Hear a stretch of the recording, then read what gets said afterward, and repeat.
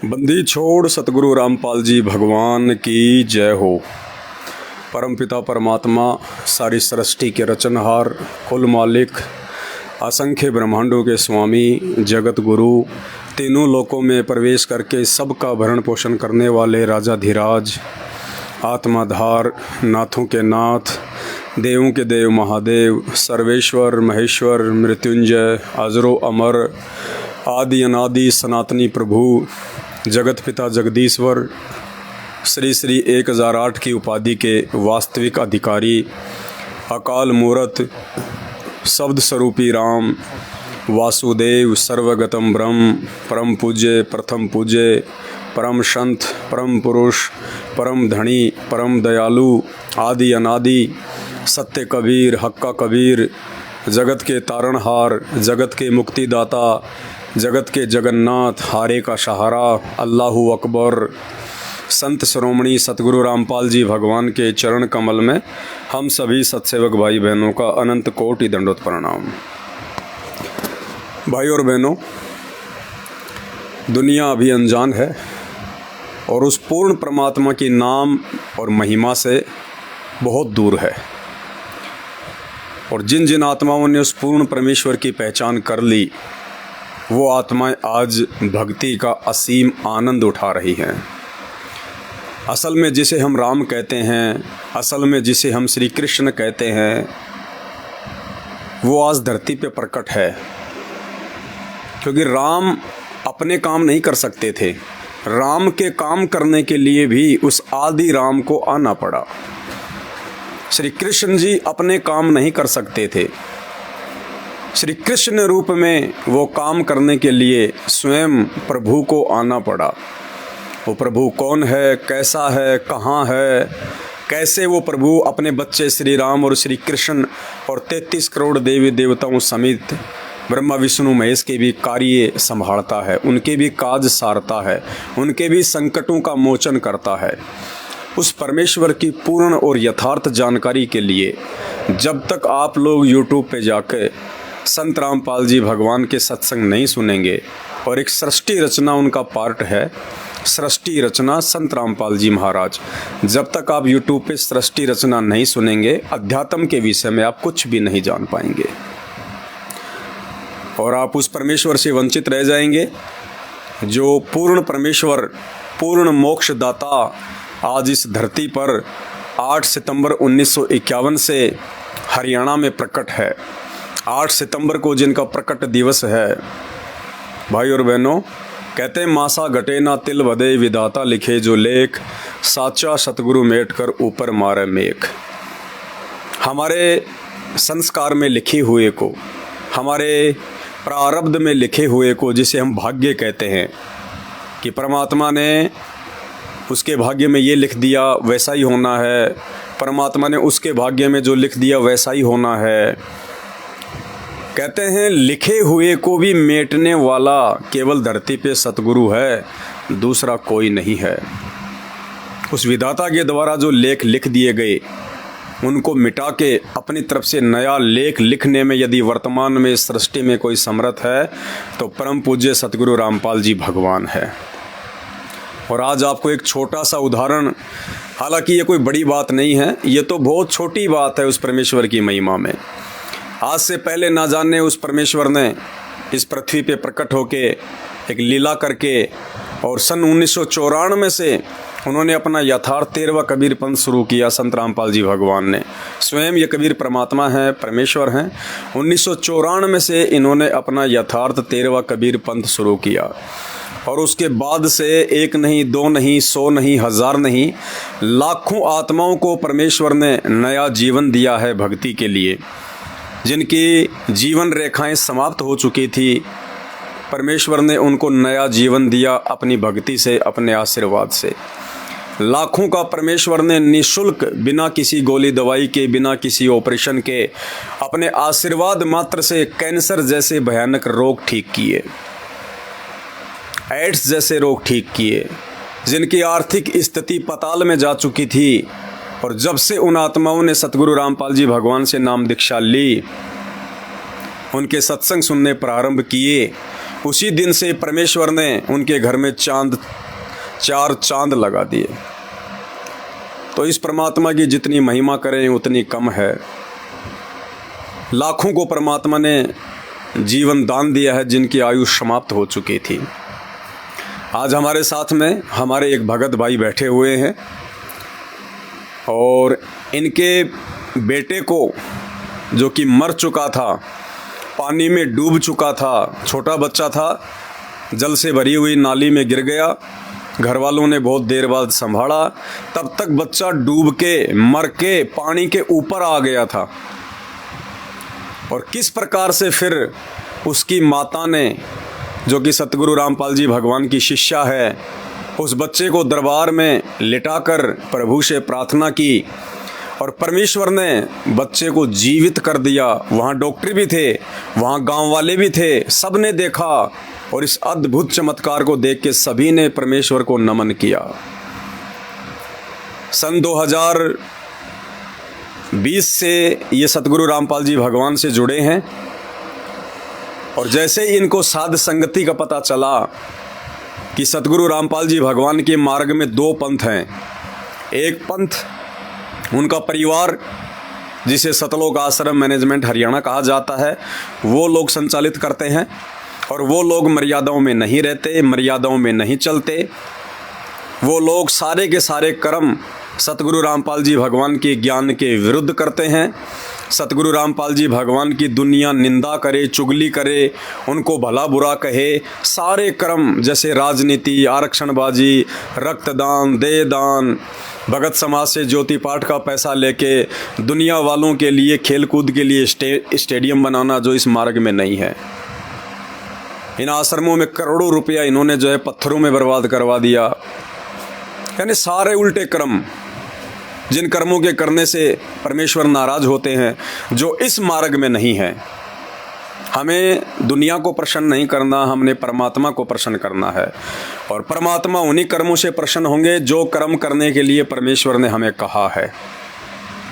तो 2020 में भगत जी ने नाम लिया और नाम लेने के बाद सतलोक आश्रम मैनेजमेंट हरियाणा के कर्म कुकर्मों को देख के इनको ये जो है संदेह हो गया कि कुछ न कुछ गड़बड़ है।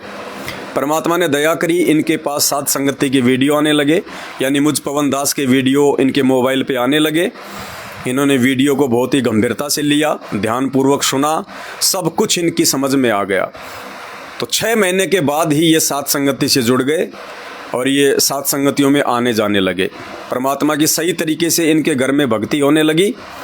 उसके बाद में वो घटना घटी, क्योंकि परमात्मा ने इस आत्मा को, इस परिवार को ये विश्वास दिलवाना था कि साध संगति में परमात्मा है।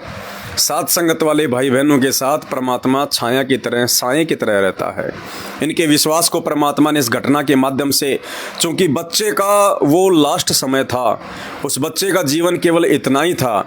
माँ के गर्भ में विधाता ने उस बच्चे की आयु केवल इतनी ही लिखी थी। उस बच्चे को उसी समय डूब के मरना ही मरना था। सृष्टि में उसे ब्रह्मा विष्णु महेश दुर्गा 33 करोड़ देवी देवता अन्य कोई भी संत महात्मा नहीं बचा सकते थे।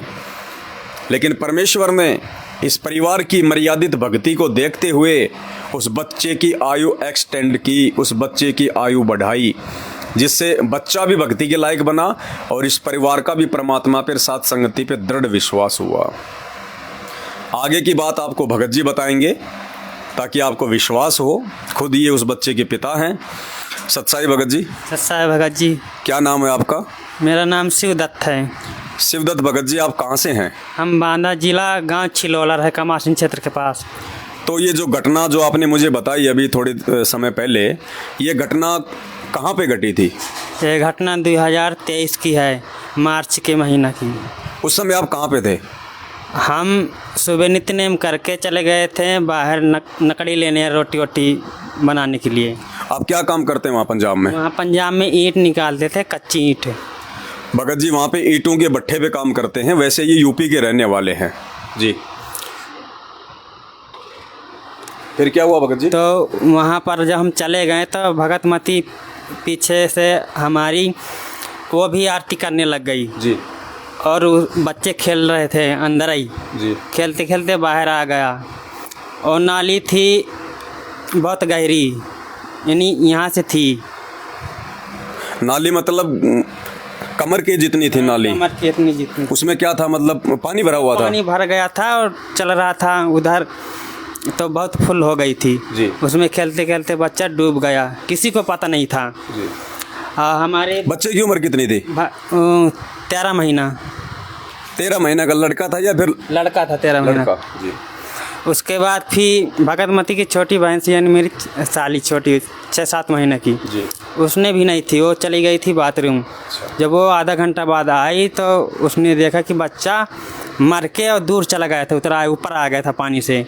यानी जब तक इनके परिवार वालों को पता चला तब तक तो बच्चा नाली में गिर के डूब के, और मरने के बाद पानी चाहे कितना ही वजन हो उसको एक बार ऊपर फेंक देता है। तो बच्चा ऊपर आके फिर नाली में जो मतलब कि बहता बहता जा रहा था। उसके बाद जब वो देखी कि अपनी बहन से बोली कि बच्चा तो मर गया, उतरा के ऊपर आ गया। भगतमती सब दरबार से आई और बच्चे को लेकर जब देखी तो बच्चा मरा था। उधर ही एक लड़की का ख़त्म हो गई थी, उसके पास खाना पीना का जुगाड़ हो रहा था। भगत जी कह रहे हैं कि जैसे हमारे घर पे ये घटना घटी, हमारे जस्ट पड़ोस में कुछ ही दिन पहले 12-13 साल की एक बच्ची का निधन हो गया था और उसका 12वां-13वां दिन था। तो काफ़ी लोग वहाँ पे जो है वो इकट्ठा हो रखे थे पहले से। तो जैसे ही भगत जी के घर पे इस घटना का उनको पता चला, सारी की सारी भीड़ जो इनके पड़ोस में थी वो इनके घर पे आ गई और उस बच्चे को जो है वो देखने लगे। तो सब बच्चे को देखने लगे। कम से कम 50 आदमी वहाँ था, ज़्यादा था उधर। डॉक्टर भी था, डॉक्टर वो बढ़िया भी था और दवाई भी बढ़िया करता था। लेकिन उस दिन जब बच्चे को उसने देखा तो बच्चे का बिल्कुल मरा हुआ पाया। यानी वहाँ पे इनके पड़ोस में एक डॉक्टर भी उन पे उस कार्यक्रम में आए हुए थे। तो डॉक्टर ने देखा कि भाई चलो मैं चेक करता हूँ। तो डॉक्टर जी ने जब चेक करा उसको अच्छे से, तो डॉक्टर ने उसको डेड घोषित कर दिया कि ये मर चुका है, इसमें कोई श्वास नहीं है। उसके बाद फिर भगतमती रोने लग गई। फिर कह रही कि डॉक्टर साहब मेरा बच्चा बता लो। तो डॉक्टर साहब कहता कि ये बच्चा नहीं है, ये तो मर कुचा है, इसको नहीं बचा सकते। तो भगतमती रोते रोते, हम सतगुरुदेव का, अपने गुरुदेव भगवान का दरबार लगा रखे थे उधर ही। तो भगतमती रोते रोते दरबार पर गए, गुरु भगवान से प्रार्थना की, है परमात्मा मेरा बच्चा तो मर गया, अब ये आपके शरण में परमात्मा, अब इसको आप जीवित कर दो। तो बंदी छोड़ परमेश्वर सतगुरु रामपाल जी भगवान उस बच्चे को तुरंत जीवित कर दिया। तुरंत उसने आँख खोला, तुरंत पानी फेंक दिया। पानी फेंकने के बाद फिर डॉक्टर कहे ये तो जीवित हो गया, तो चमत्कार हो गया, इसको तो हम तो इसको फेल कर दिया था, यह बच्चा है ही नहीं था, ये तो तुम्हारे परमात्मा का ही चमत्कार है, तुम किसकी पूजा करते। हमने बताया कि हम परमेश्वर सतगुरु रामपाल जी भगवान की पूजा करते हैं, वो सारी सृष्टि के कबीर परमात्मा हैं, आए हुए हैं, तो वही भगवान, उन्हीं ने बचाया है। ये चमत्कार हुआ। और इसके बाद एक चमत्कार और हुआ मेरे साथ। मैं गया था बाज़ार जी दवा लेने, दवा लेके आया, दूध लेके आया बच्चे को, और थोड़ी हल्का सी अंधेरिया शाम के टाइम में था, दिख नहीं था थोड़ा। तब मैं क्रैश करके साइकिल से था तो निकलने लगा, मोटरसाइकिल वाले में लाइट नहीं थी और उसने मेरे धक्का मारा, तेज़ी से जा रही थी उसकी मोटरसाइकिल, तो मेरे सामने आ गई। तो मैं अपनी चिंता नहीं किया, उनको बचाने की चिंता किया कि ये बच जाए किसी तरह से। तो उसने मेरे मारी दिया, तो यानी मेरे मोटरसाइकिल आ गई कि मैं मारी गया, तो मैं मारा नहीं, मेरे को पता नहीं कैसे उठा के मेरे को दूर फेंक दिया। हम दोनों लोग गिर गए, उनको भी बचाया परमात्मा ने। हमने परमात्मा को, सतगुरु रामपाल जी भगवान को याद किया, उनको बचा के फिर कहा कि ये तुम्हारी गलती नहीं है और हमारी गलती है, हमने तुम्हें देखा था ब्रेक नहीं मार पाया, ये तो चमत्कार हुआ किसी। तो हम एक चमत्कार यह हुआ। तो कहने का मतलब है परमेश्वर ने इनको भी बचाया और जो मोटरसाइकिल वाले थे उनको भी बचाया, क्योंकि टक्कर जो है वो एक भगत के साथ में हुई थी, ताकि ना परमात्मा ने भगत को आँच आने दी और ना ही जो है उनको दूसरों को आँच आने दी। तो भाई और बहनों, हम जितने भी भगत भाई बहन हैं जो सतगुरु रामपाल जी भगवान के शिष्य और शिष्या है, हमारे लिए तो ये घटनाएं ऊँट के मुंह में जीरे के समान भी नहीं है। ये तो कुछ भी नहीं है परमात्मा के लिए। जो अभी आपने सुना भगत जी के मुख से कि इनका बच्चा जो डूब के मर चुका था, पानी ने ऊपर फेंक दिया, पड़ोस में डॉक्टर था, उसने चेक कर लिया, सैकड़ों की भीड़ हो गई और लोगों ने कहा कि ये तो मर चुका है। तो भक्तमती ने कहा डॉक्टर से कि आप मेरे बच्चे को जिवाइए डॉक्टर साहब, रोते रोते। तो डॉक्टर ने कहा कि हम कहाँ से जिवा दें जब इसके अंदर जीव ही नहीं है, ये मर चुका है।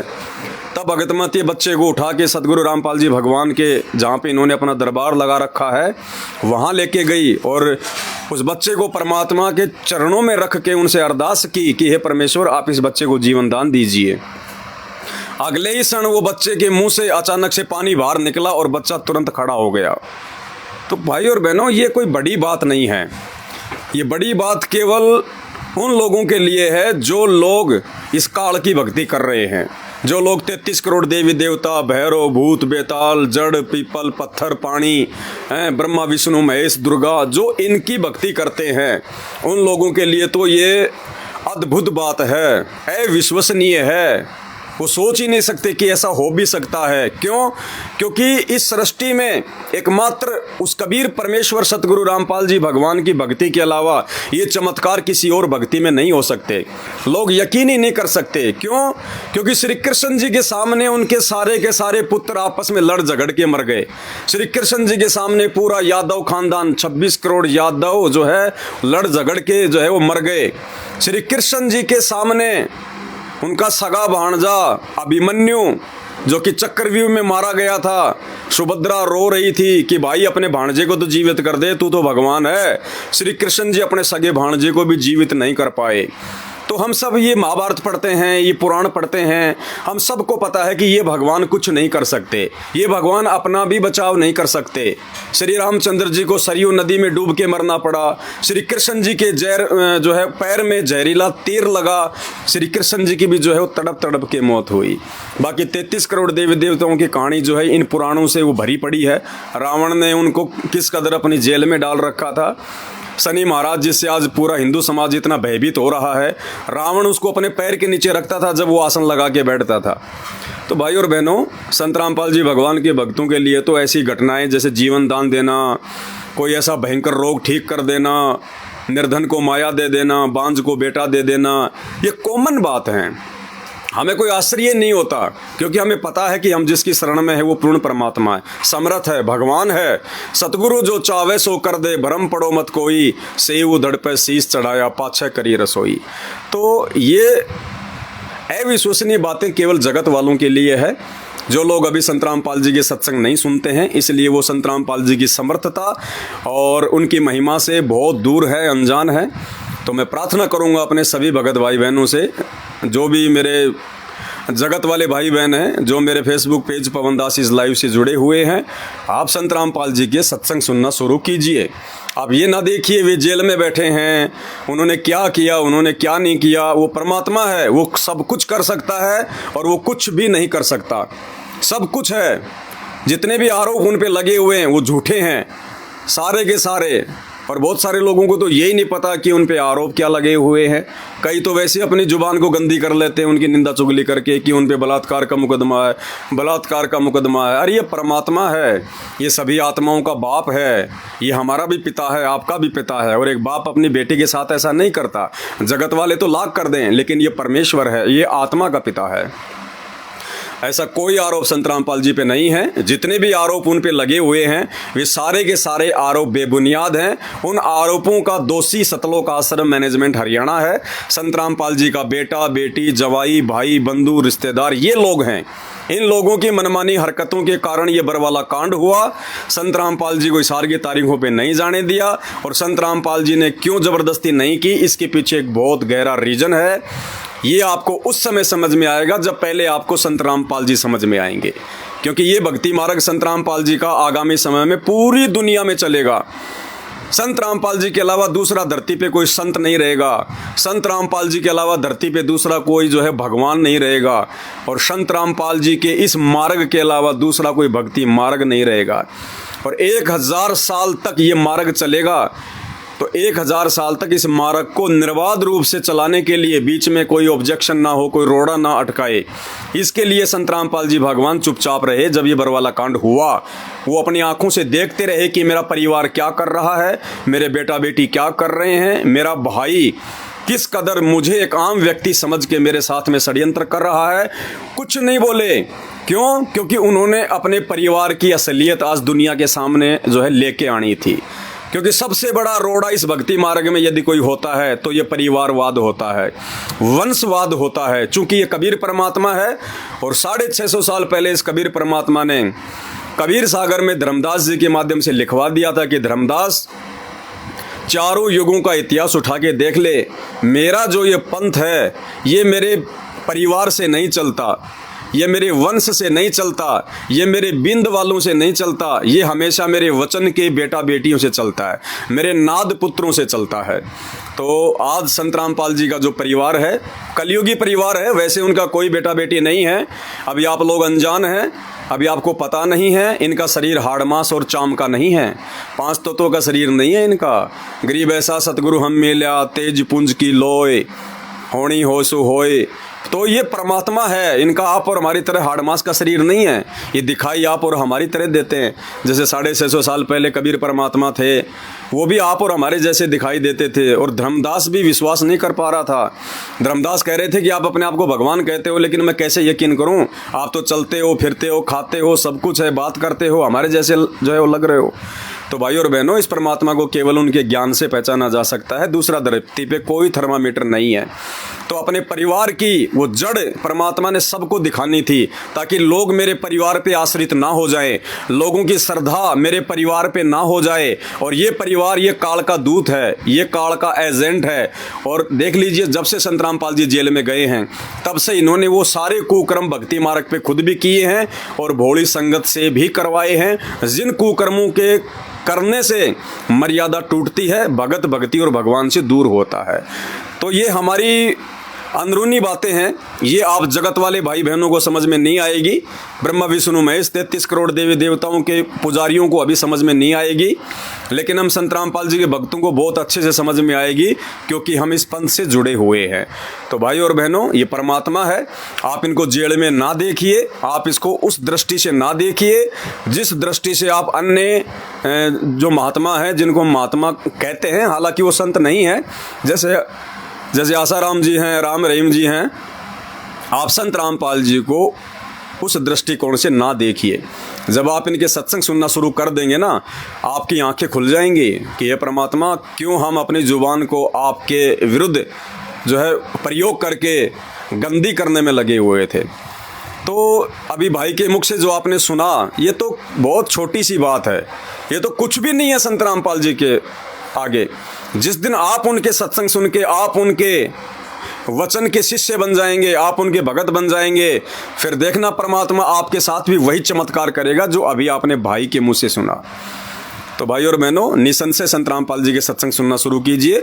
अभी तक आपने हमारे Facebook page Pawan Das is live को फॉलो नहीं किया है, लाइक नहीं किया है, तो आप इसको कर लीजिए। वो सिर्फ इसलिए कि आपके पास में अध्यात्म से संबंधित सही जानकारी पहुंच सके, आपको भक्ति और भगवान से संबंधित जानकारी मिल सके। क्योंकि आने वाले समय में आप लोग खुद ढूंढोगे भगवान को, खुद चारों तरफ दौड़ लगाओगे, भगवान कहाँ है, भगवान कहाँ है। क्योंकि आने वाला समय ऐसा ही है, इतना ही भयंकर है, इतना ही विनाशकारी है, और ज़्यादा लंबा समय नहीं है। 2028 से पहले पहले दुनिया को नानी याद आ जाएगी कि हम क्या कर रहे थे, हम कहाँ खड़े हैं, भगवान कौन है, भक्ति क्या है।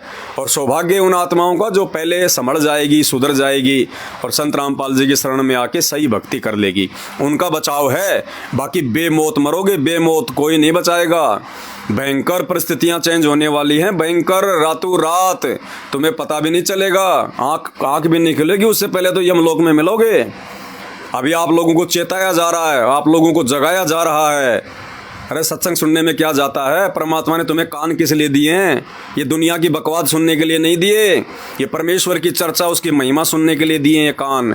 ये जीभ किस लिए दिए परमात्मा ने? किसी की निंदा चुगली फालतू की बकवाद के लिए नहीं दी, परमात्मा के गुणगान करने के लिए दी है।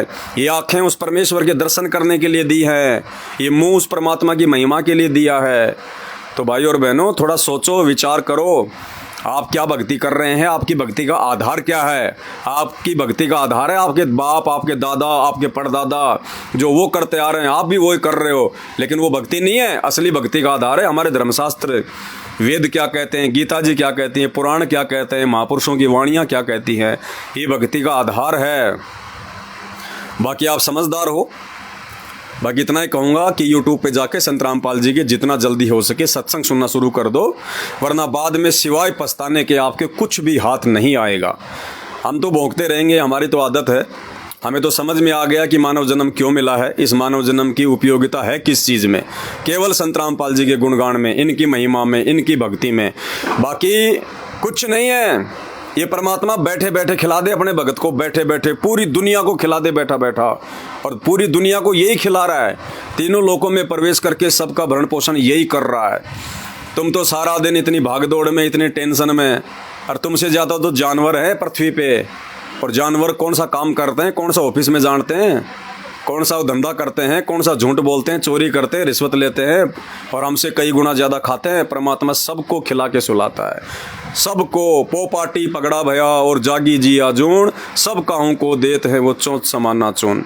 वो चींटी को कर्ण और हाथी को मन उसकी आवश्यकता के अनुसार देता है। हम लोग तो फालतू में अपनी भौतिक सुख सुविधाओं के लिए ये पाप इकट्ठे करते हैं, दुनिया को झूठ बोल के, दो के चार करके, मिलावट करके, षड्यंत्र करके।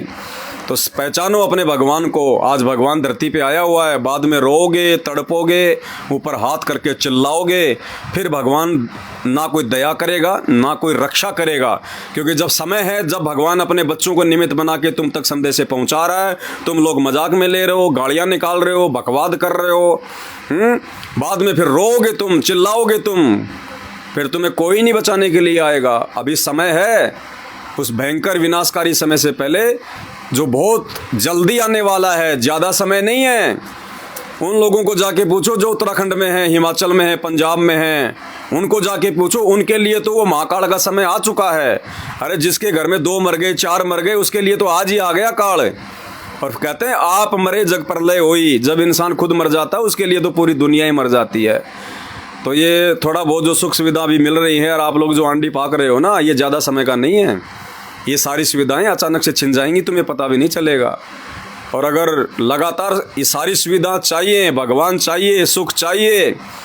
अविदास को सपना आया था परसों कि जैसे जयपुर में भयंकर भूकंप आया, भयंकर, बिल्कुल ऐसे जैसे पटाखे छूटते हैं ना दीपावली के समय, ऐसे बिल्कुल धरती हिल रही है, और दास जो है नाच रहा है खुशी के मारे। क्यों? अब आप लोग तो गालियाँ निकालोगे कि भाई लोग मर रहे हैं और ये हंस रहा है नालायक। मैं हंस इसलिए रहा हूँ कि उस विनाश के बाद ही मेरा गुरु आएगा, उस महाविनाश के बाद ही वो परमात्मा हिसार जेल से आएगा, उससे पहले नहीं आने वाला। तो दुनिया तो मरेगी, वो तो अपने कर्मों से मरेगी। रोज मर रही है, लाखों मर रहे हैं, मैं थोड़ी मार रहा हूँ। जैसे उनके कुकर्म है वैसे वो मरेंगे, ना मैं रोक सकता ना मैं मार सकता। मुझे तो खुशी इस बात की थी कि परमात्मा इस भूकंप को और थोड़ा सा तेज कर, जितना जल्दी विनाश होगा उतना जल्दी आप हिसार जेल से बाहर आओगे, अपने बच्चों को दर्शन दोगे। आप इस कलयुग में सतयुग की जो है वो शुरुआत होगी। जितनी भी ये दुष्ट आत्माएं हैं जो आज भक्ति और भगवान को नहीं पहचान रही, ये इनका खात्मा हो जितना जल्दी हो सके उतना, ताकि हम सुख शांति से हम भक्ति करें, आपकी स्तुति करें, आपका हम गुणगान करें। तो उस विनाशकारी समय में संत रामपाल जी के भगत तो ऐसे हर्षो उल्लास से रहेंगे, उनको डर नहीं होगा कि भूकंप आ गया, मकान गिरेगा, बिजली गिरेगी, बाढ़ आ गई।